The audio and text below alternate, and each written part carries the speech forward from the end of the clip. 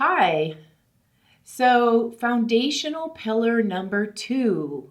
That's what we're on today, and it is on nutrition. Hydration and nutrition, kind of the foundations of our being, basically.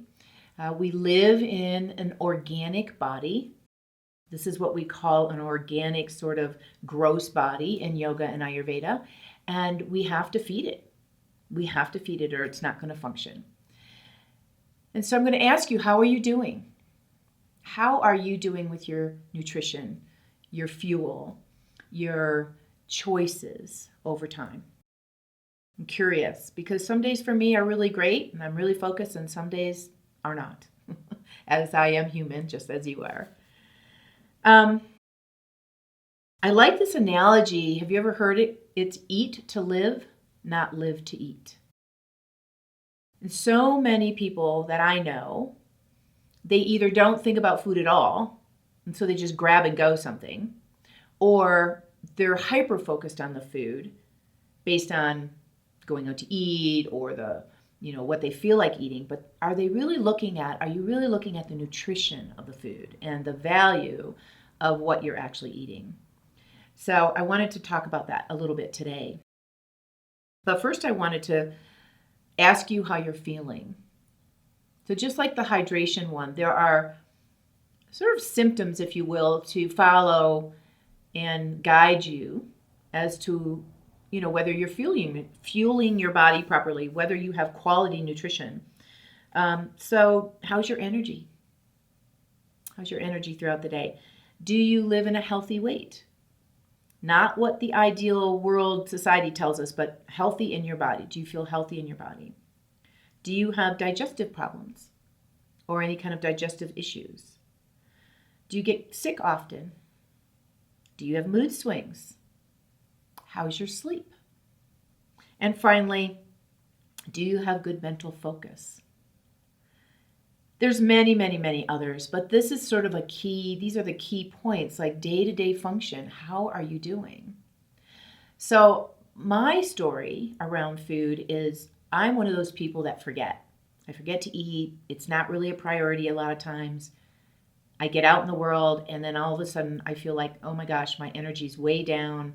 My mental focus is way down because I am moving towards hypoglycemia because I haven't eaten. And so what do? I grab and go. I run somewhere and I grab something. And it has to be quick because I'm in a hurry. So what is it? It's usually one of those goofy bars that have no nutrition at all in them. I don't care what the package says. And it will stop the hunger. It will stop that glycemic reaction, but it's not nutrient dense at all. Is this you? Is this what you do? It's a common problem in our culture today. It's really accepted, and all of the stores kind of encourage us to do this with all the food bars and packaged foods and things of that nature. So how can we work with nutrition so that we can be our most vital self? What is it that you do? Do you eat breakfast in the morning? Not everyone does. And that doesn't mean that you have to. I'm not a big believer of you have to do anything, because Ayurveda teaches us that we're all individuals. But you do need some kind of fuel if you're going to get up and move around. It's kind of like thinking about a car and putting gas in the car. This is a really good analogy. You might have heard it a million times. But you have a car and you know you have to put gas in the car. If you don't put gas in the car, it just stops running. It's pretty clear. And if you put crummy gas in the car, it runs really crummy. And if you put good gas in the car, it runs really good. And that's such a simple analogy for our body. We make everything way too complicated. If we eat and fuel the body with good food, you're going to feel better. That's kind of the bottom line. So if you don't eat breakfast, like for me personally, I don't eat until about 11 o'clock in the morning. And that's because I have the timeline that I can do that. And that's when I'm actually the most hungry. I've already had a juice in the morning. I make my own fresh juice every single morning, and I have that. And then I actually start to get hungry, like my body's giving me the symptoms of hunger. And so then I'll make myself a really good breakfast. and then I don't eat again until dinner. And that's just my sort of rhythm. Everybody's different. Some people really like breakfast and really good lunch, and then they're not hungry at night. Some people do breakfast and a light lunch, but you've got to find your rhythm so that you've got about 4 hours in between each meal. The snacking every couple of hours is not optimal for our bodies. Our bodies need to go through what we call the full digestive breaking down process, which takes 3 to 4 hours.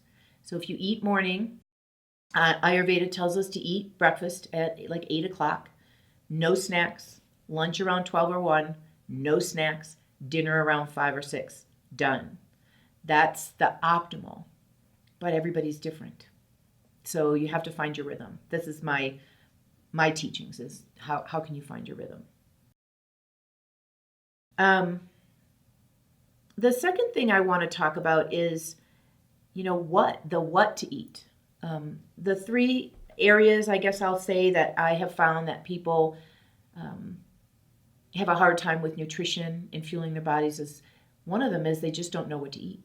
They're very confused by the information overload that's out in the world. And one day it's good to eat egg yolks, and the next day it's not good to eat egg yolks. And one day it's good to have coffee, and the next day it's not good to have coffee. And what I have come to learn in working with people in my own body is that we're all individuals, and we have to work with our own body rhythm and our own desires and what works for us optimally. What we do know is that there's macronutrients in all of our food that we need in our bodies: protein, fat, and carbohydrates. The ratios tend to be a little bit generic. I like to work with people individually, but ultimately, we're looking to have those 3 nutrients in all of our food. So as an example, an apple is a really good food, but it's all carbohydrate. There's no fat and there's no protein in it. So that could be a snack, but that's not going to last you very long because you're going to burn through that fuel really quickly. If you had an apple and peanut butter, now you've got those 3 nutrients together. You've got fat in the peanut butter, you've got protein in the peanut butter, and you've got a carbohydrate in the fruit. So now you've got both those 3. So that would be a better snack because it'll keep your sugar level even, it'll keep your energy level even, and you've got those 3 macronutrients in there. So that's a simple rule to follow. Simple rule. Breakfast, lunch, dinner, whatever you're eating, do you have those 3 macronutrients on your plate? Simple rule. Second reason I find that people don't eat well is they just don't feel like they have enough time. And I actually spoke about that in the beginning. It's so vital, truly it is, that we put ourselves first. Above our jobs, above our partners, above our kids even. We need to eat. Period. So one of the tricks I do is I know I need protein, and that's harder to get out in the world. So I make hard-boiled eggs and I bring them with me when I'm out.